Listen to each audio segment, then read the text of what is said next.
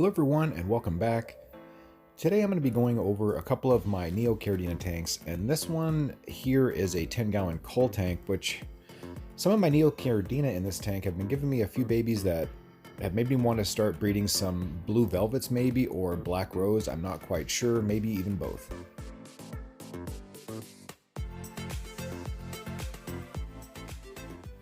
I did have a small colony of black rose at one point that I put in this coal tank, just because they were not very consistent, but I'm going to go ahead and give them a chance again and sort of try to get some blue velvets out of these. I have been getting a few blue velvets or lookalikes from my carbon Rilly tank.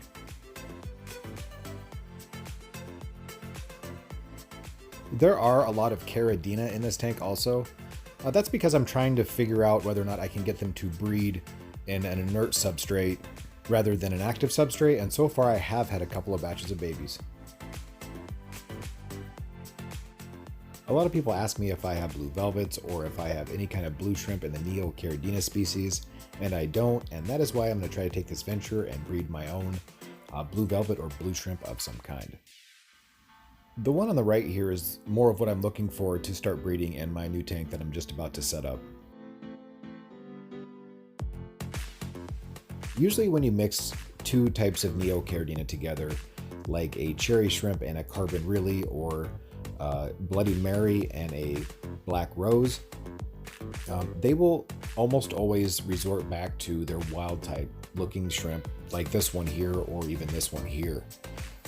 I noticed that they generally never give me the color that I want, and that's why I'm going to try to separate all of the blue ones out of here and try to get them together and see if I can't try to stabilize the line a little bit, because I really have always wanted some blue shrimp. But now it's time to talk about my shrimp that I haven't shown in a while, and I'm really excited to show it.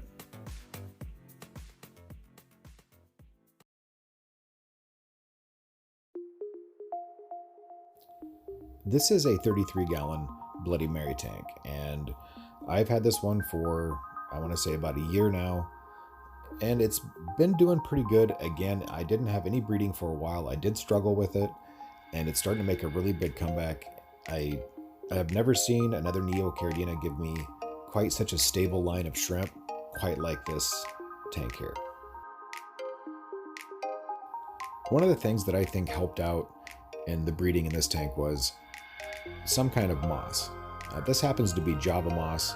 I do have some Christmas moss and some weeping moss in other tanks.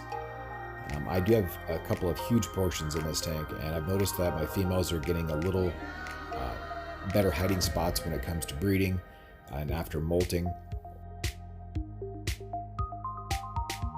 These are one of my favorite shrimp in my shrimp room, and that is because these are the brightest and most colorful red that I have in my shrimp room. They always give me offspring that are just as red as the parents. I never have to cull a single shrimp. To this day, I've not had to get rid of any Bloody Mary that was lacking color.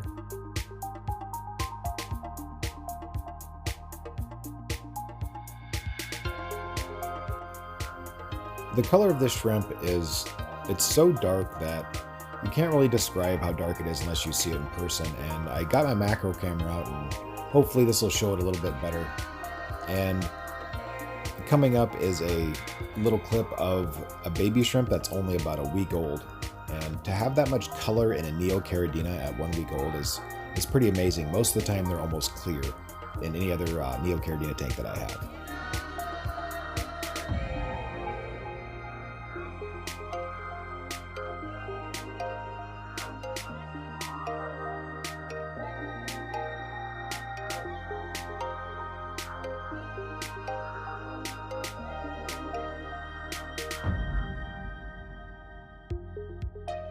I'm really glad to see that these shrimp are back on track. Watching them slowly die off and not breed for me was, not very fun to watch, and it's like that for a lot of other people that message me where, they don't really understand why their shrimp are dying, and sometimes I don't understand either. So all I really did was a couple of water changes and made sure that I used, RO water with my shrimp salts, added a little bit of moss, and next thing you know, there's babies everywhere and everything's kind of back on track, like I said. But that's going to be it for this video. I hope everyone has a wonderful day, and cheers.